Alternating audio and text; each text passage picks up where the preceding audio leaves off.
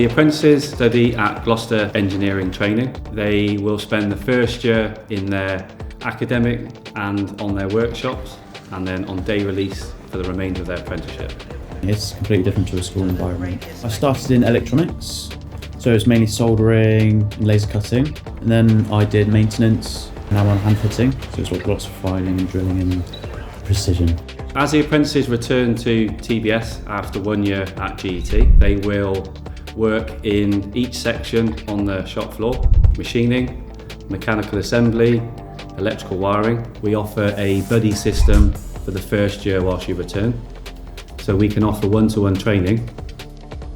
As soon as you come in, you get paired with someone who knows what they're doing, so you're not thrown in the deep end, and you slowly get trained through shadowing other people.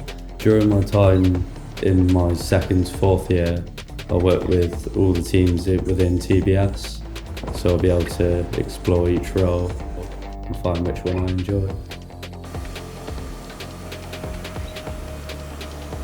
I'd recommend apprenticeship with TBS because there's such a well-rounded basis in engineering, and they're really good at helping drive you forward to get qualifications and push you on.